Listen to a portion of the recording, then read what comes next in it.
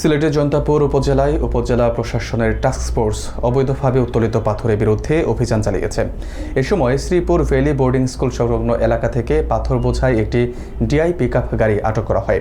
প্রশাসন জানায়, সংশ্লিষ্টদের বিরুদ্ধে আইনানুগ ব্যবস্থা প্রক্রিয়াধীন। বিস্তারিত থাকছে নাঈম মাহমুদের প্রতিবেদনে। জৈন্তাপুর উপজেলায় অবৈধভাবে উত্তোলিত পাথরের বিরুদ্ধে উপজেলা প্রশাসনের উদ্যোগে অভিযান পরিচালিত হয়েছে।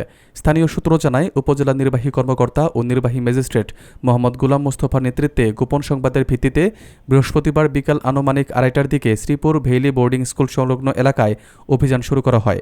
অভিযান চলাকালে একটি ডিআই পিকআপ গাড়ি আটক করা হয়, যেটিতে অবৈধভাবে উত্তোলিত পাথর রাখা ছিল। প্রশাসনের পক্ষ থেকে জানা গেছে, আটককৃত গাড়ির সঙ্গে জড়িত ব্যক্তিদের বিরুদ্ধে আইনানুগ ব্যবস্থা গ্রহণের প্রক্রিয়া চলছে। এই ধরনের টাস্কফোর্স অভিযান প্রাকৃতিক সম্পদ রক্ষা এবং পরিবেশ সুরক্ষায় গুরুত্বপূর্ণ ভূমিকা রাখছে। উপজেলা প্রশাসন জানিয়েছে, ভবিষ্যতেও এই ধরনের অভিযান আরও জোরদার করা হবে, যাতে জনসাধারণ ও পরিবেশের স্বার্থে অবৈধ খনন কার্যক্রম নিয়ন্ত্রণ করা যায়। স্থানীয়রা জানিয়েছেন, এই পদক্ষেপ এলাকার প্রাকৃতিক সম্পদ রক্ষায় সহায়ক হবে এবং পরিবেশগত ক্ষতি রোধ করবে। সূত্র জানায়, প্রশাসন ও আইনশৃঙ্খলা রক্ষাকারী বাহিনী স্থানীয়দের সচেতনতা বৃদ্ধিতেও গুরুত্ব দিচ্ছে।